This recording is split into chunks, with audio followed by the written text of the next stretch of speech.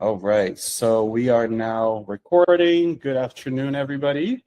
For those that I haven't met, I do see a lot of familiar faces, but for those that I haven't met, my name is Thiago Ferreira. This is my dog, Lisbon, who decided he wants to be a part of the show today. And so if you have any questions for Lisbon, let me know as well. But yeah, as a way of introduction, my name is Thiago Ferreira. I am the founder and owner of Elevate AI Consulting. And for me, what that means is I do a few different things. On one hand, I'm an AI educator. So doing a lot of events like this, workshops, corporate trainings, you name it, I usually do it when it comes to education. I'm involved in a lot of colleges, high schools as well, and just overall trying to get everybody, used to using AI and knowing how to get the most of it. So that is on one hand. On the other hand, I'm also an automations consultant.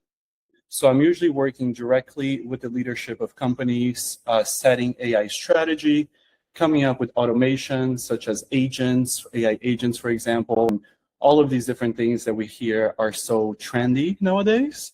And I do have my LinkedIn here as well. I do love it when people add me. I do get a lot of questions usually after these workshops, and I am happy to answer them and address them as well. For today, we are a pretty small group here, and so I would say if you have any questions, you can go ahead and jump in. Just say, hey, Thiago, I have a question about what you just said.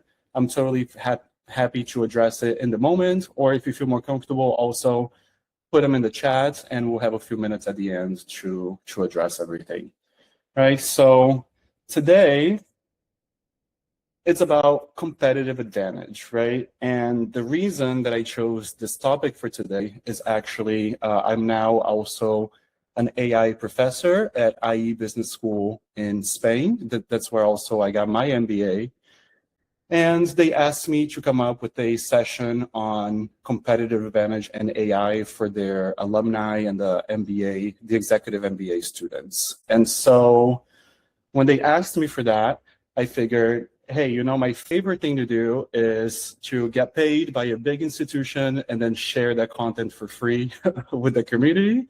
So that is exactly what we're doing here today. I'm really happy to share with you this content that the session that I came up with for these MBA students. So let's start, right? So first off, as a refresher, I know that we're all in business here, but just as a quick refresher, what is competitive advantage, right? And competitive advantage is really what allows a company to outperform its rivals over a sustained period of time, right? So we can think of it as the unique strengths of your business that allow you to either deliver superior value to your customers or operate at a lower cost, right? Therefore, making it difficult for your competitors to imitate you. So the goal really is allowing for higher profitability and market leadership, right? That is competitive advantage in a nutshell. It's what differentiates you from your competitors and allow you to either charge a higher price or charge a lower price if that's the market that you're competing in, or overall just operate at a lower cost so that you're performing better than your competitors, right? That is competitive advantage in a nutshell. And one of the biggest trends that I'm seeing across different companies is really thinking that AI in and of itself is a competitive advantage, right? Just giving your employees access to ChatGPT or Gemini or whatever the case may be, then that in itself is going to provide you some type of competitive advantage. And what I'm here to tell you is that it is not. AI in and of itself is not a competitive advantage, but applied AI is. And that's because access to technology is no longer rare, right? Would you look at the internet today and say, having the internet is a competitive advantage? No, it's not, because 99.9% of businesses out there, especially in a developed economy like the US, also have access to the internet, right? And so that in itself is not a competitive advantage, but it is about how fast, how intelligently, and how consistently companies are actually weaving this AI technology into their culture, into their everyday operations, that can, in fact, give you a competitive advantage against your direct peers. And in the case for me and my company, Elevate AI, I am going after the giants, right? I'm going after the big consulting companies, and I am competing with them directly and finding ways to apply AI in order to give me a competitive advantage where I really shouldn't have one, right? Against EY, against Accenture, Deloitte, etc. That is the opportunity that we have here, is leveling the playing field so that we can have a competitive advantage in this market and into the future. And as I mentioned, the biggest mistake that companies today make is thinking that AI tools are enough. That's a myth. The reality is that tools by themselves deliver very little value, right? Having one of your employees right now asking ChatGPT, hey, refine this email for me, or assigning you those small tasks that most people are currently doing, that's not really providing your competitive advantage at all. That is saving that employee maybe 5 minutes of their time, right? 10 minutes, but that is not putting you ahead of your competitors. Tools, as we know, democratize, right? But actual capabilities are what differentiate. And the real advantages come when teams actually adopt AI deeply, repeatedly, and as a part of how they actually operate on the day-to-day, not as a side experiment or a free-for-all. So what does that actually mean? When looking at competitive advantage, so when the university asked me to come up with this workshop for them on competitive advantage, what I actually did was I went back through my recent projects, all the different clients that I work with, different automations that I've implemented, and really looked through everything that I've done and thought, what are the actual advantages here, right? What am I actually helping my clients with, and which ones are doing it well and which ones are not doing it as well, and try to come up with a framework for what I thought would make sense as far as competitive advantage. And what I've come up with is this 3 advantage framework that, to me, if I try to visualize it, looks almost like an iceberg, right? There's the tip of the iceberg and the most visible part, which is model advantage, and we'll talk about what that means. So just basically having access to the best models, the latest update of ChatGPT or Gemini or any other tools out there. Then there's workflow advantage, actually rethinking about our processes and applying AI to the way that we do things.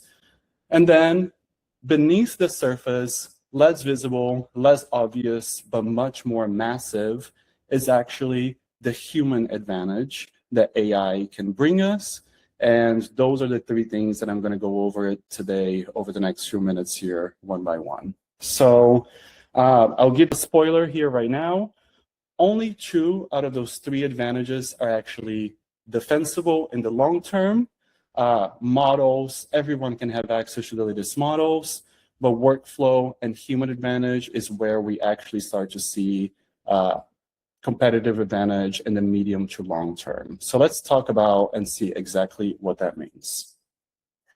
And number 1, as I mentioned, is model advantage, right? As we know, AI technology is moving really, really fast. Every day, it seems like on the news, there's a latest release from ChatGPT, there's the latest model from Google and Gemini, there's this, there's that, there's a million different things going on, right?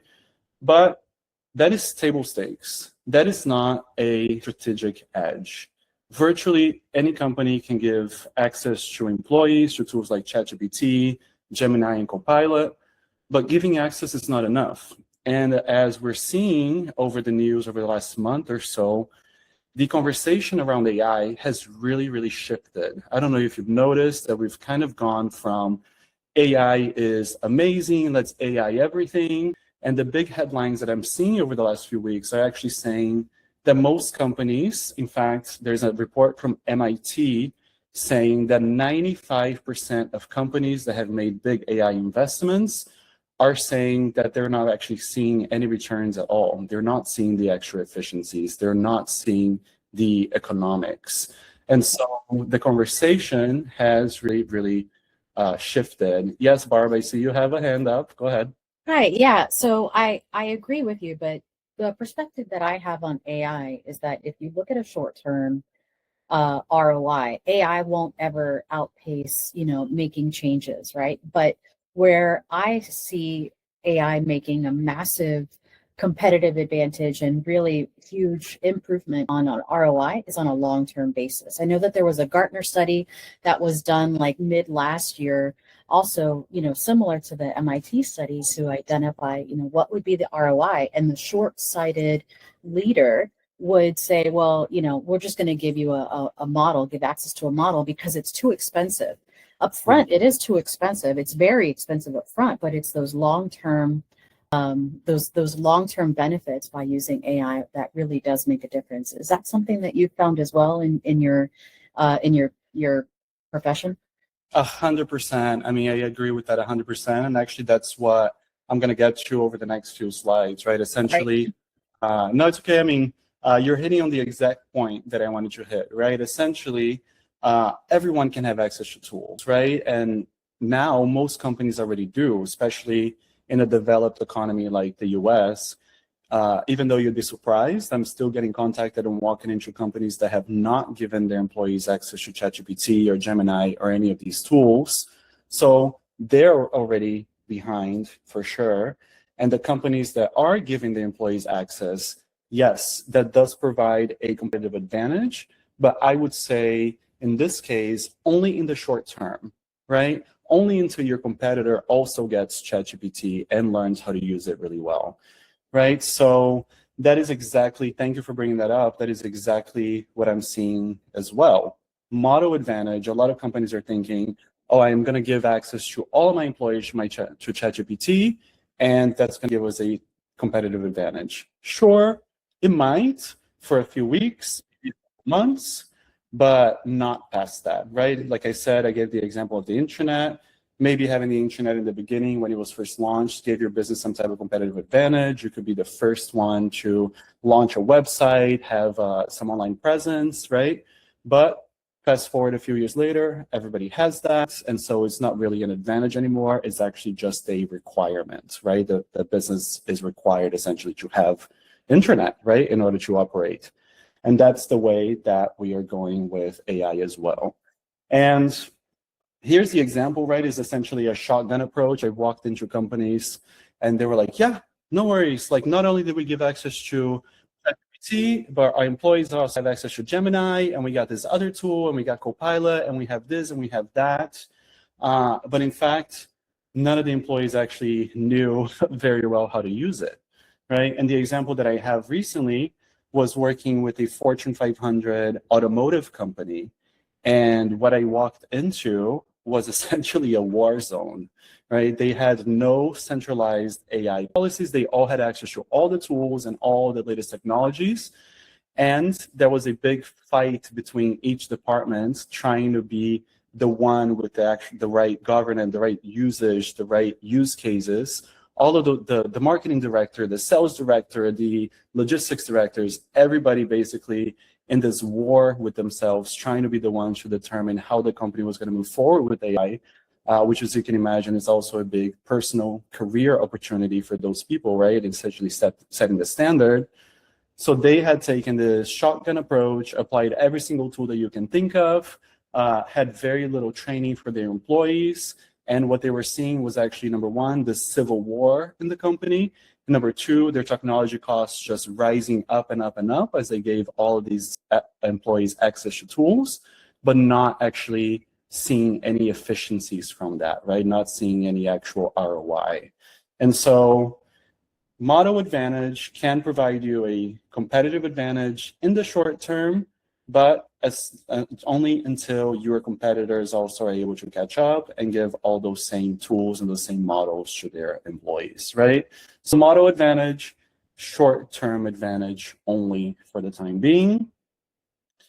Where we actually start to create some competitive advantage towards our competitors is in our workflows, right? The real value actually comes when we take the time to sit and think through the tasks and the things that we actually do or that our employees actually do, and figure out, number one, if those processes actually make sense, right? And number two, what parts of that process can AI actually help us automate, right? So this is where we start talking about automations. This is where we start talking about AI agents, right?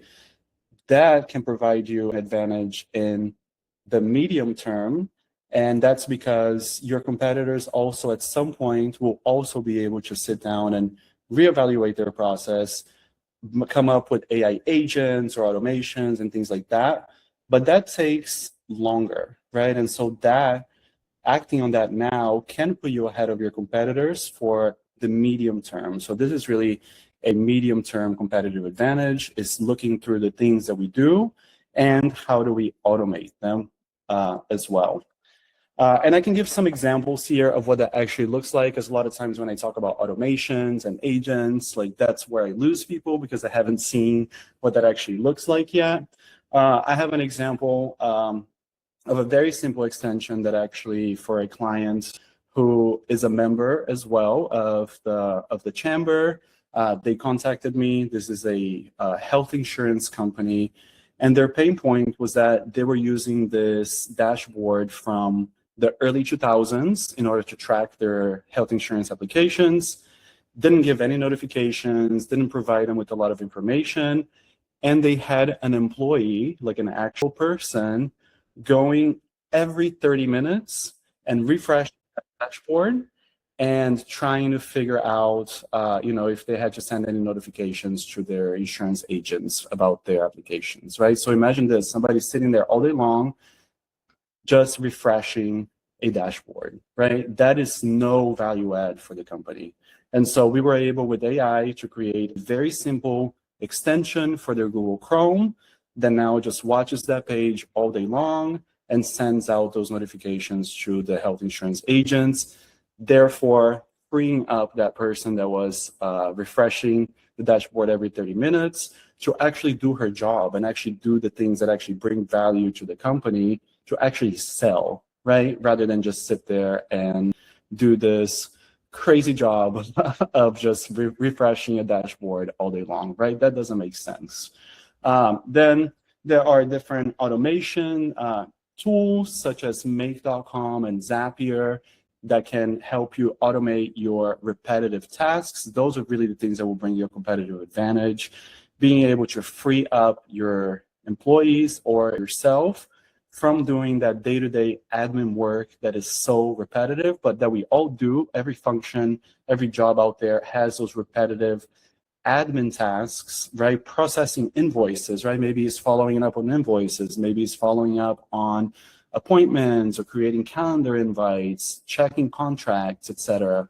These are things that are necessary for most of our business to keep running, but that can be easily automated so that your marketing team can spend more time actually doing marketing and less time processing vendor invoices, right?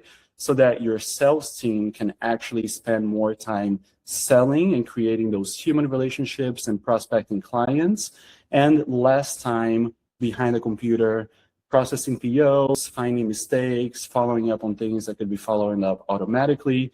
The idea here is to free up your people and yourself from those repetitive, no added value tasks to give you more time to do the things that actually bring value to your bottom line and actual ROI to your business, right? And the big mistake that I see companies make here is really a common failure pattern that I see, is essentially just automating, just adding AI to a process without thinking about if that process makes sense in the first place, right? We all have been doing our jobs probably for so long. There are so many things that we do on autopilot, right? We just do it because we've been doing it forever that way, right?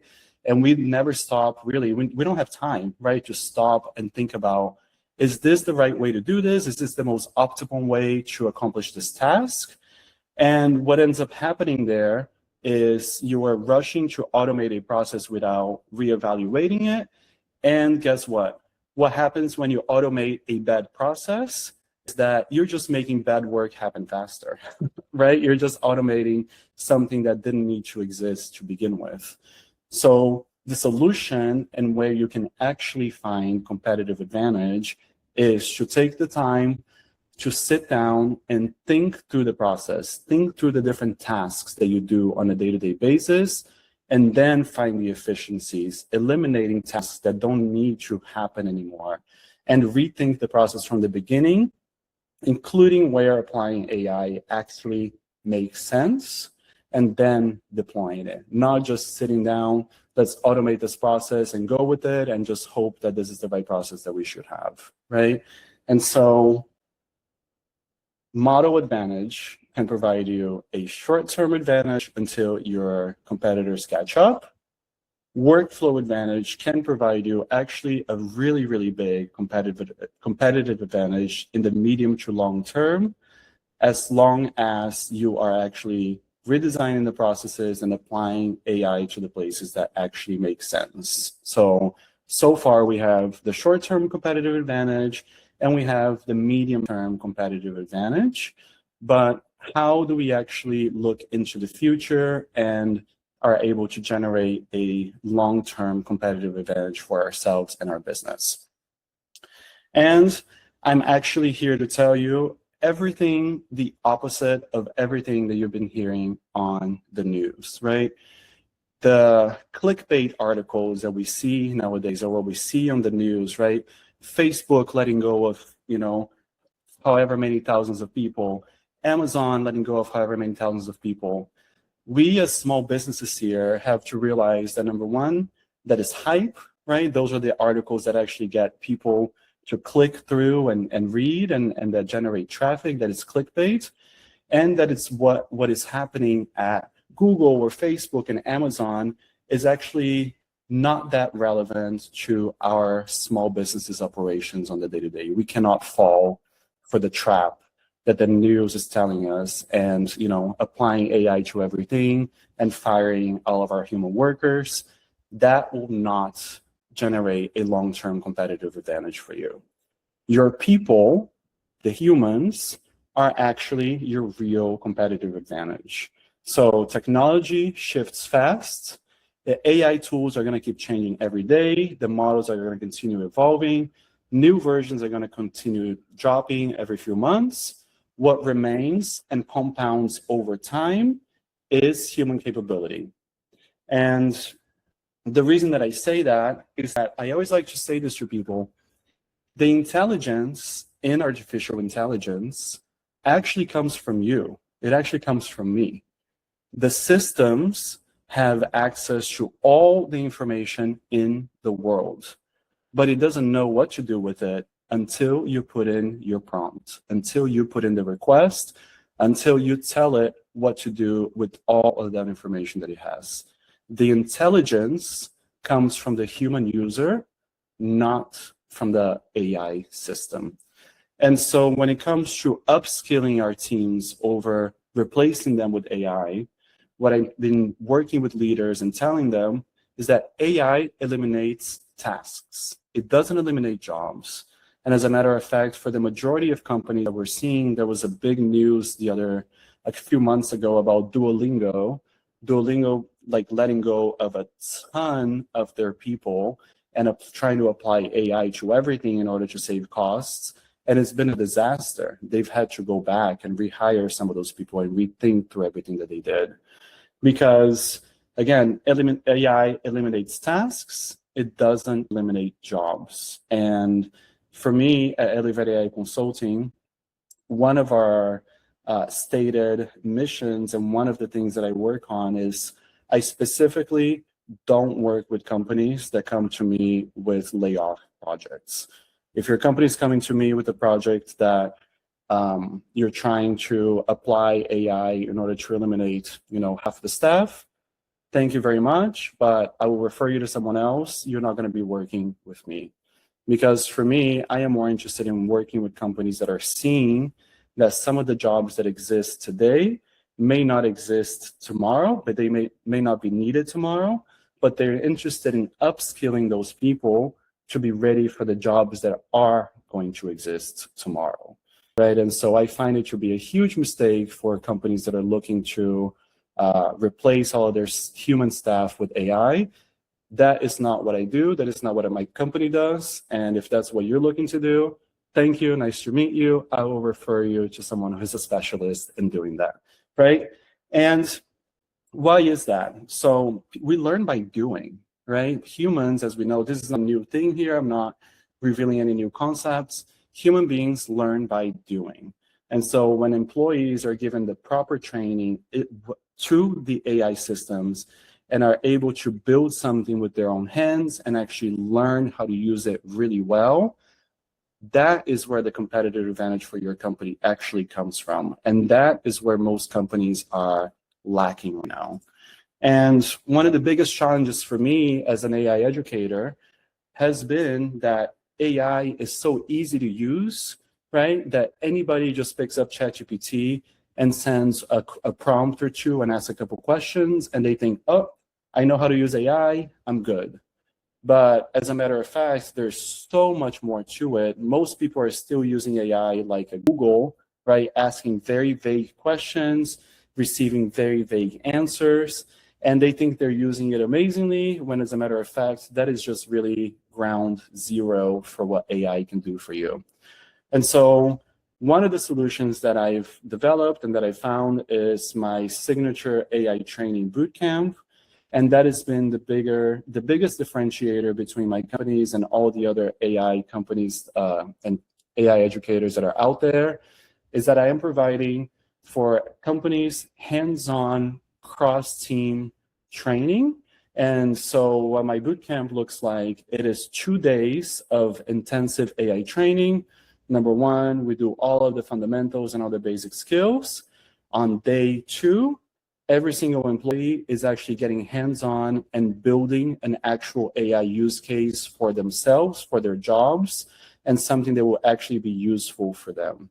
And so therein lies the difference, right? A lot of companies that are training people that I've seen usually will just come in and say, this is a prompt that will help you generate a business plan. This is a prompt that will help you do market research. This is a prompt for this. And they're just giving prompts and just giving examples, but no actual building, no actual hands-on work. So what I've developed in my bootcamp is, number one, I require that there be people of every level in my bootcamps. So from the CEO down to the newest intern that just got hired, everyone is working together in bootcamps, learning together, solving problems together, thinking through processes together that each person does in their own jobs, sharing about that with everybody that's in the room, right? Like, how often do we actually have visibility of what our coworkers actually do on their day-to-day? What steps do they follow? And so we're learning together, we're building together, and we're doing real hands-on work. And some of examples, people always ask me, so you do these 2-day boot camps and you're saying that people are actually building things in these boot camps. Like, what is possible to actually build in just a few hours within those 2 days in the boot camp? Well, thanks to the power of AI, it is possible to build some really impressive things, right? So one company, the same Fortune 500 company, for example, that I just gave the example before, they have these sales materials that their marketing team was manually updating every time a product changed or a price changed, and then sending those out to the salespeople, right? They were able to actually build something so that those sales sheets and those one-pagers and those marketing materials would automatically be updated every time that there was an update. And so the salespeople, therefore, always had the latest materials up to date, right? So that's something that we built. Another company that I was working with built a little bot to go through all their videos that they would get about testimonials so that they could pull specific quotes and high impact moments from those testimonials in order to use in their marketing materials and use on the website, rather than having to review that video manually one by one. And my favorite and most impressive one that someone built So this is somebody from a marketing team, not a coder, somebody that had never developed anything in their lives. They built for their team an internal prompt library app, so that every time somebody was using a very good prompt, that they got a very good result from an image generator or from ChatGPT or from a video generator or something like that, that they could go on this app, upload that awesome prompt that they used, and share it with their entire team, and have other people comment and rate it and things like that, and have a centralized source of prompts for their team. And again, built within a 2-hour block in my 2-day bootcamp, right? Something actually useful, something actually tangible that is going to give them ROI, not a year from now, not 6 months from now, the very next morning when they go back to work and start using it, right? Something that can be applied immediately. And so that is my capability model and the transformation engine that I'm usually working with companies. Number one is training together. I don't train in silos. I don't go in and just train the VPs. I don't go in and just train the CEOs. My model is that we all train together. We build something together. Each person builds their own thing, but we're all together in our boot camp. We pilot it together in the room that same day. We test with the real products, with the real use cases. And then the very next day, they have something that is ready to apply immediately. That is how you build AI capability. It is not by outsourcing the transformation. It is by actually empowering your people to own it, right? And so that is, as far as I've seen so far, the companies that are actually seeing some type of competitive advantage and that I expect to keep it in the long term are the companies that have realized, oh, to use AI well, it actually takes training. I can't just allow all my users, all my employees to have access to ChatGPT and let them figure it out, right? It takes training, just like with everything else that we do. As we mentioned already before, the MIT report is saying that about 95% of AI pilots in the enterprise levels are failing to deliver any measurable financial results. And that's because 60% of them have poor integration and they don't redesign the systems. And so that has to do with that second competitive advantage, right? The workflow advantage that I talked about. But really, 40% of the projects are failing because there is an adoption gap. So companies spending millions of dollars on these projects, not training their employees, not communicating well how to use it, the importance of using it. So nobody ever adopts that way of working. There is no AI first mindset shift within the company, and therefore projects are failing all over the place. And what you end up doing is, without rethinking your workflows and training people and ensuring that they're actually adopting, all you're doing is building more AI slop within your company and actually building a disadvantage for yourself in the long term. So if 95% of projects are failing and failing to return any ROI, what does that 5% that win actually look like? Number one, as we mentioned, is focusing on redesigning workflows, rethinking the way that we work, finding efficiencies with AI where it makes sense. Number two is the businesses that are investing in their people. The teams that I see actually showing and reporting return on investment, guess what? They're the teams that actually know how to use AI, right? Not the teams that were giving ChatGPT and told good luck, the ones that actually received good training. These are also the companies that are embedding AI in the culture, right? Ensuring AI is actually being adopted and part of the operating model, not just an additional tool that people have. And then, of course, as I was mentioning the example of the bootcamp, for me, what I'm seeing, it is the companies that are starting with small projects and then iterating. Micropilots that deliver quick wins and compounds over time. The companies that I'm seeing lagging behind are the ones that are spending actually millions of dollars on these huge AI transformation projects that have taken months and months and months to develop and may not actually ever come out. Or when they do, they come out without any proper training for the team. So starting small is always the best option and the path that I usually take with my clients. And then overall, just thinking of AI as a strategic imperative. It is not an experiment. It is not a set of tasks. It is a new part of our company. It is one of the main tools in our tool set now and for the foreseeable future. So as a short recap here, right? Models, everybody can, and in a very, very short amount of time, will have access to the latest models. So that is baseline. It is not a defensible long-term advantage. It may give you some short-term advantage, but nothing in the middle to long term. Rethinking and redesigning your workflows, that is in fact a durable advantage that can give you a competitive advantage in the medium to long term. But the only compounding strategic competitive advantage in the world of AI is actually still on the human side.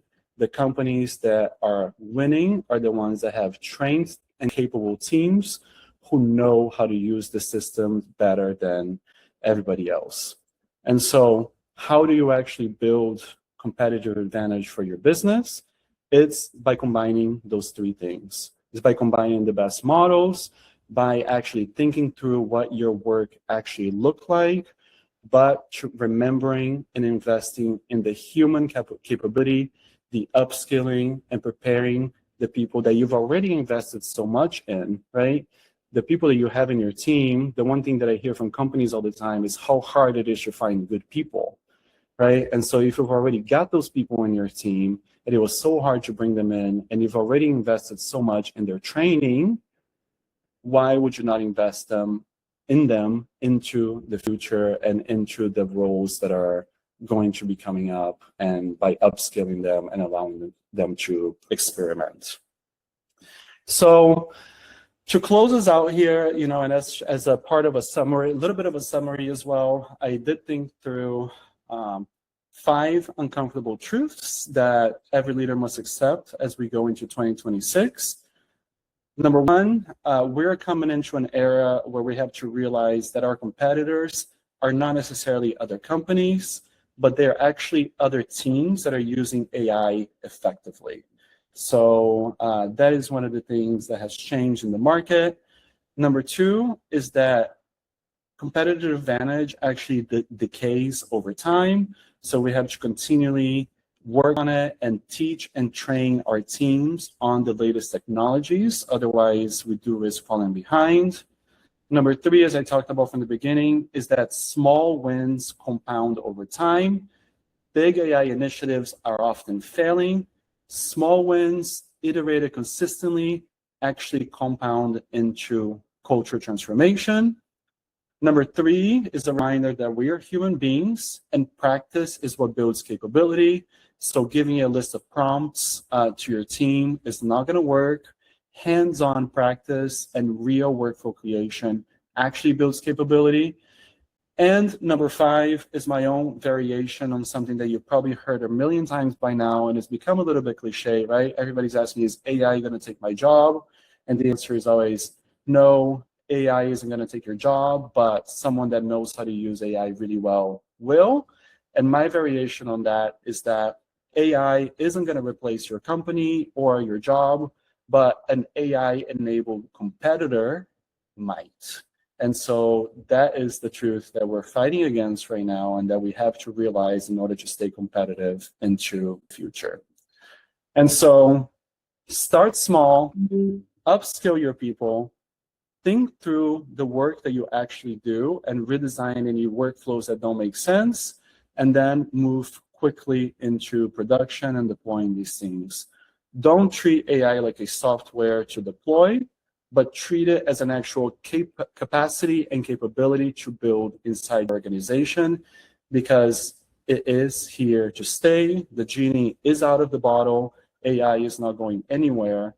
So your real mode is moving quick and focusing on training so that your people, your company, your team know how to use AI much better than anybody else that's out there, right? And so we'll take some questions here now. And the last thing that I want to say is that the thing that my company believes in, and one of my core MOs is AI for humans by humans. It is my true belief that AI should be our superpower, not our pink slip, right? AI should make humans better at what we do, and AI should eliminate tasks, not eliminate people.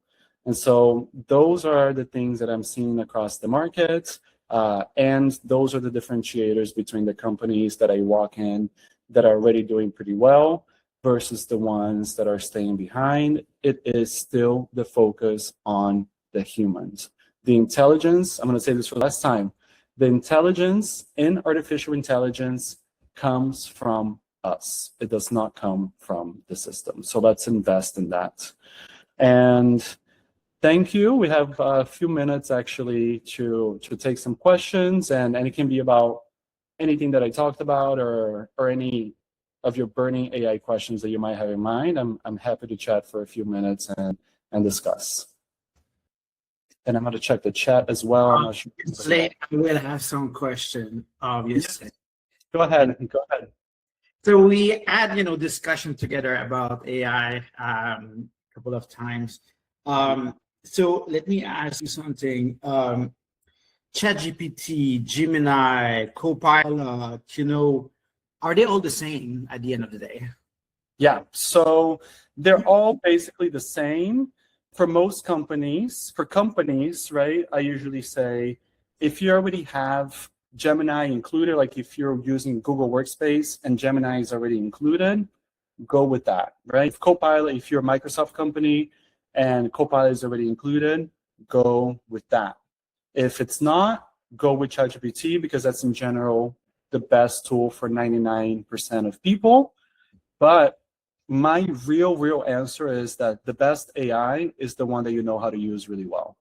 And so it doesn't matter which one of these systems it is, they're all pretty much the same. As long as you know how to use it, you're going to get the most out of it. I found that Copilot, I use a lot of Copilot for reply to emails because it's already there. So I don't have to go to ChatGPT, write something, and bring it, back to my email. I find it very useful because I just answer, and I just look at the answer. And usually it will go through the chain of email. It will answer exactly what I want, But my question is that this Copilot is as trainable as ChatGPT? Yeah. So if you ever noticed, actually, ChatGPT is built into Copilot. Copilot is using ChatGPT in the back, because I don't know if you know this, but Microsoft actually owns 49% of OpenAI, the owner of ChatGPT. So as soon as a new ChatGPT model comes out, it's already in Copilot as well. And so it just is a different skin for the same thing, really. The advantage that Copilot does have, as you mentioned, it's already there. It's built into the system. It can search through your files, right? So it does have some advantages. But yeah, they're pretty much the same.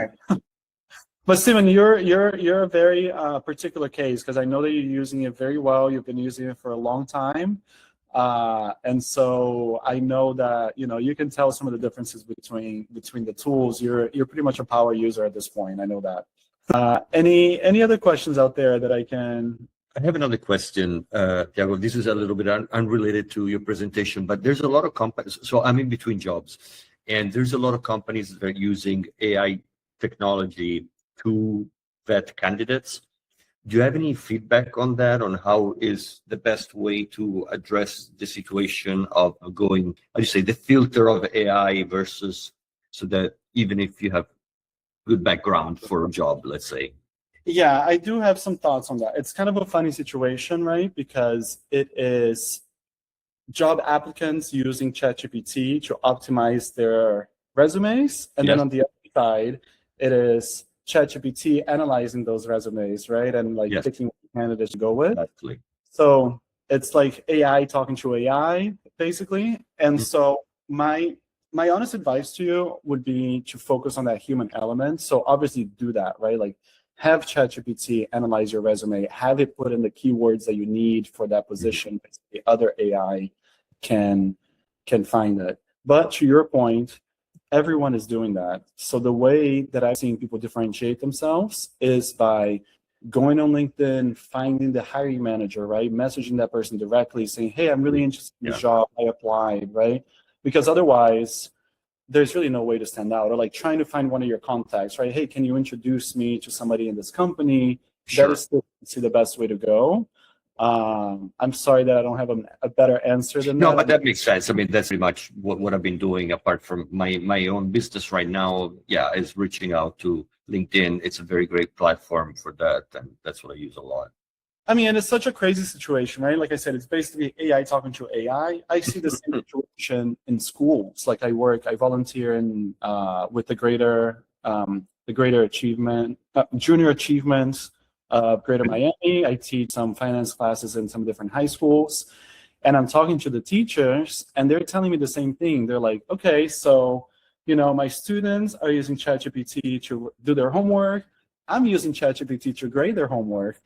What's the point, right? Or you see college students right now, right? Like the big complaint, like especially people that go to the Ivy Leagues, right? Like people go to Harvard, people go to Yale, and then they get there and their professors are using ChatGPT to grade their papers, and they're going, I could have done that for free at home. Why am I paying $100,000 a year for ChatGPT to grade my paper? You know what I mean? And so I think we're going to get out of this cycle. I think we're stuck in it right now because AI is still a little bit new. So there's still a lot of AI talking to AI. But I do predict that as time passes, we will find the balance, both in education and in recruiting as well. So wonderful. Thank you. Tiago, I've got a question for you. You talked about your boot camp. How do you do your pricing on that? Yeah, I can send you if you want to send me an email after this, and I will send you the catalog. But I do have a standard price for it. It's a 2-day boot camp. The other thing that I've done for companies as well is break that boot camp into smaller sections. So if you don't want to do the full boot camp for your team, I have like a 3-session package, like depending on the level of the team. But I'll be happy to send you the catalog with what those options are. And a follow-up question on that is, would that work for multiple companies? I'm looking at all the chamber things.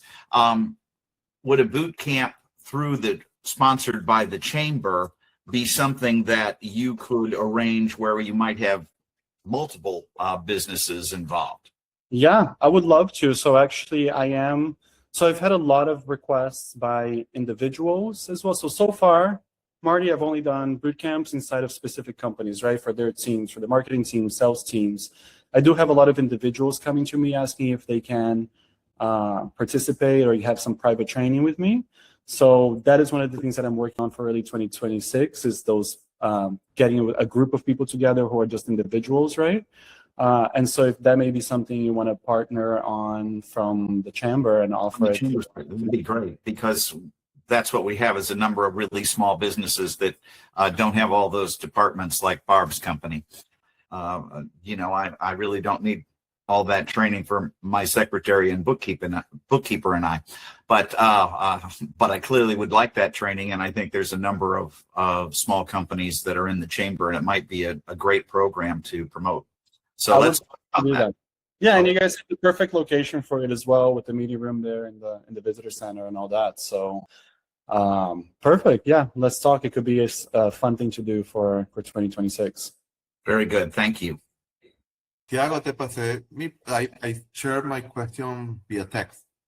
Oh, let me see here in the chat. Okay, so for small, mid-sized businesses with limited budget, what is the first AI use case that actually creates a competitive advantage and why? So that is a really good question. It really depends on the team, right? Or on the actual specific tasks that they're performing. But I find that number one, finding ways to automate your meetings, automate notes, Depending on the team, automate project management as well, depending on how many different projects your company has. But again, Ray, I would just say, like, having people just know how to use AI is actually the biggest thing, because once, you know, as Marty was saying, like, maybe the secretary or the accountant, like, you may think that they don't need all of that training, right? But once they see it and they're like, oh, I could use AI to actually do this in my job. It's like people themselves usually know that what they do and where they can be more efficient. And so for me, that is the true opportunity. If you're a small and mid-sized businesses with a limited budget, I would invest that limited budget on actually training my people and letting them develop some things for the company, rather than bringing a consultant like myself that will just try to automate everything, right? Let's invest in people. Thiago, Thank you. Yes. that was amazing. Thank you so much. I wanted to ask you, how are you promoting your boot camps? Yes. So I have been promoting it all over social media for those that follow me. I know Ray is always like commenting on my stuff and reposting. I appreciate that. And so, yeah, definitely all over my social media. A lot of it has been through word of mouth as well. So the companies that I started doing my boot camps with have loved it so much, thankfully, that they've referred me more business. I have not actually, in my company, actually, as far as I've been in business so far, I've invested $0 in marketing. It has been all through organic social media and referrals as well. That's amazing. And we're gonna share this on our YouTube channel, Maurice. So Perfect. way to promote it.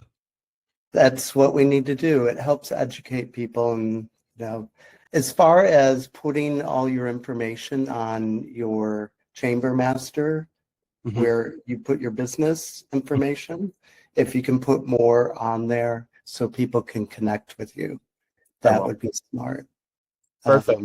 Make sure it's up to date. Thank you. Awesome. Any final questions here before we go?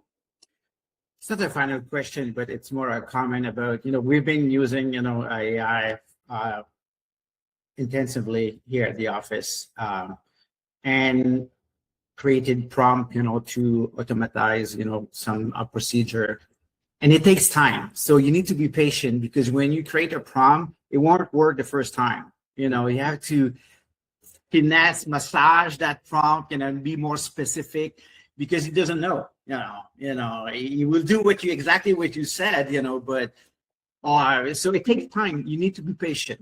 And that's the part that most people haven't realized, you know what I mean? As I was saying, a lot of people thinking, no, that I don't need any, AI is so easy to use, right? I don't need any training. But no, as you know, Stefan, like, you need to know how to properly prompt, right? How to ask properly, how to follow up and iterate from there. How to build like little custom GPTs, right? As I know you've done, and like little projects. And so that's the type of training that people don't know, right? As anybody can go on ChatGPT and ask a question, and it's very easy and it's very intuitive. And I love that, right? But that, as I mentioned, is level 0, right? You have to have patience. You have to massage it, as you said, right? And work up to it and know how to build different things as well. So I 100% agree with you. A lot of times people give up on AI because they send a couple of vague prompts, they get a couple of vague answers, and they think, oh, it's not that good, right? Like, it's not giving me what I want, forget about it. But they actually just haven't been taught how to properly do it. Yeah, based on what Stefan is talking, what experiment do you recommend for business to use AI for like 90 days? I've been training people, and also I was explaining my husband how he can take advantage. So I was telling him, okay, trying to do this in this period of time. What do you think will be like the best experiment for a small business or anyone to try in 90 days to see, oh, yes? So I would say, number one, as we mentioned, like, definitely gives at least some basic training to the team, right? Some prompting tips. What are the things that you have to include in your prompt? How to get better results? And then what I would do if it was my company and I had a small team, I can recommend, for example, like a 90-day program where people are doing a small task each day. So you take maybe 15, 20 minutes out of your day to do one small thing, one small exercise within ChatGPT. And over those 30, 60, or 90 days where you're doing something small every day, you're going to learn so much. And that's going to be really the mindset shift that I've seen with people, is because we're human beings, right? And so we learn by doing, we learn by seeing, we believe by seeing, right? So encouraging people to actually just take the time to do one small thing every day would be an amazing way to start. And with that, we are coming right up on the time here. I want to say big thank you to the Chamber for having me back for, I think, the second time this year. And I think it's the last workshop that we're having of the year. Thank you. I would ask, if you enjoyed the session, please scan the little QR code there and leave me a quick review on Google Maps. It makes a huge difference for how I get found, especially on ChatGPT. I've been getting a lot of business from ChatGPT. A lot of companies are finding me in ChatGPT. And the thing that makes one of the biggest differences for ChatGPT choosing my company over another company are those reviews. So if you can take just a second to scan it and just leave me a nice review, that would be great. Otherwise, I want to wish a happy holidays to everybody, and thank you again for the Chamber for everything that you guys do and for putting this together. I really appreciate everyone's time. Thank you so much. Looking forward to scheduling the next one. Thank you. Yeah. Thank you so much. Happy Webinar holidays. we on YouTube channel, so you can recap if you wanna hear it again. Sounds good. Thank you, Ray. Bye-bye. Bye-bye.